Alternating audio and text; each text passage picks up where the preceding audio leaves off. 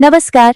चलिए मार्केट खुलने से ठीक पहले एक नजर डालते हैं उन सभी जरूरी खबरों और स्टॉक्स पर जिन पर आज सबकी निगाहें रहने वाली हैं। तो आज हम क्या क्या देखने वाले हैं। सबसे पहले तो हम मार्केट का मूड समझेंगे, फिर देखेंगे कि तिमाही नतीजों में कौन सी कंपनियां चमकी और कौन सी थोड़ी पिछड़ गईं। इसके बाद कुछ बहुत ही इंटरेस्टिंग डील्स पर बात करेंगे जो भविष्य की दिशा तय कर सकती हैं। और आखिर में मैं आपको वो जरूरी पॉइंट्स बताऊंगा जो आज आपके काम आएंगे। तो चलिए शुरू करते हैं।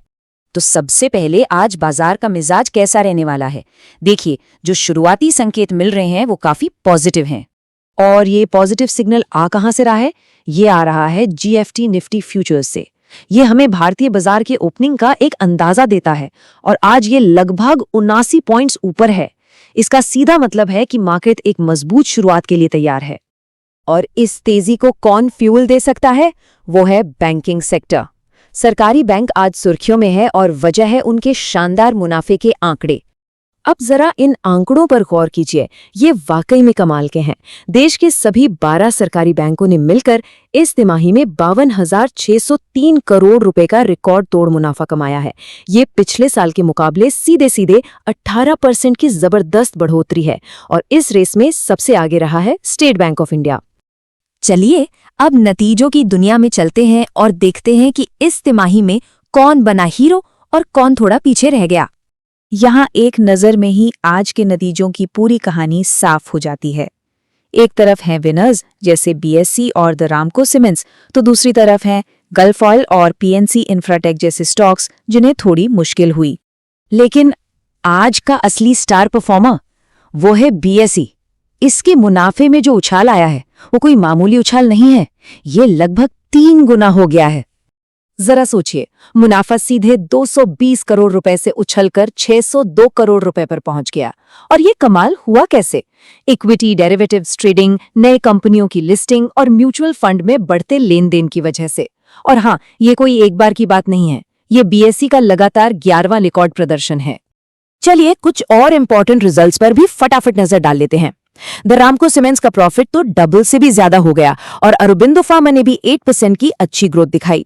वहीं गल्फ ऑयल लुब्रिकेंट्स और पीएनसी इंफ्राटेक के मुनाफे में गिरावट आई है, जो ट्रेडर्स के लिए ध्यान देने वाली बात होगी। नतीजों के अलावा कुछ कंपनियों के रणनीतिक कदम भी बाजार का ध्यान खींच रहे हैं। ये डील्स और पार्टनरशिप्स हमें फ्यूचर ग्रोथ की एक झलक देती हैं। सबसे पहले डिफेंस सेक्टर से एक बहुत बड़ी खबर है। देश की 2 बड़ी सरकारी शिप बिल्डिंग कंपनियां जीआरएसई और एचएसएल अब एक साथ मिलकर काम करेंगी। ये सिर्फ एक बिजनेस डील नहीं है, ये देश की आत्मनिर्भरता की दिशा में एक बहुत बड़ा कदम है।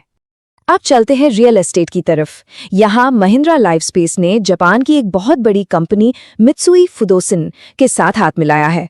ये एक ऐसी पार्टनरशिप है जो बेंगलुरु के प्रॉपर्टी मार्केट में कुछ नया ला सकती है। और जैसा कि महिंद्रा लाइफस्पेस के सीईओ ने कहा, इस पार्टनरशिप का मेन मकसद जापान की वर्ल्ड क्लास डिजाइन और क्वालिटी को भारतीय बाजार में लाना है। तो इस प्रोजेक्ट से उम्मीदें काफी बढ़ जाती हैं। एनर्जी सेक्टर में भी एक बड़ी हलचल है। आईओसी और एचपीसीएल ने मिलकर वेनेजुएला से कच्चा तेल खरीदा है। ये डील इसलिए खास है क्योंकि ये भारत की एनर्जी सप्लाई चेन के लिए एक नया रास्ता खोल रही है और इसका जियोपॉलिटिकल एंगल भी काफी इंपॉर्टेंट है। तो ठीक है, इतनी सारी खबरें हैं। मार्केट खुलने से पहले इन सब का निचोड़ क्या है? आइए आज के लिए जरूरी पॉइंट्स को एक साथ देखते हैं। तो आज की चेकलिस्ट ये रही। 1. बाजार की शुरुआत तेजी से होने की पूरी उम्मीद है। 2. सरकारी बैंक आज फोकस में रहेंगे। 3. नतीजों के आधार पर बीएसई जैसे स्टॉक्स में भारी एक्शन देखने को मिल सकता है। और 4. डिफेंस और एनर्जी सेक्टर में हुए सौदे लॉन्ग टर्म इन्वेस्टर्स के लिए एक संकेत दे रहे हैं। तो आज का बड़ा सवाल यही है, बाजार की बागडोर किसके हाथ में होगी? क्या ये दिन शानदार प्रदर्शन कर रहे बैंकों का होगा या फिर भविष्य की नींव रख रहे डिफेंस और एनर्जी सेक्टर का? खैर, इसका जवाब तो बाजार खुलने पर ही मिलेगा। हमारे साथ जुड़ने के लिए धन्यवाद।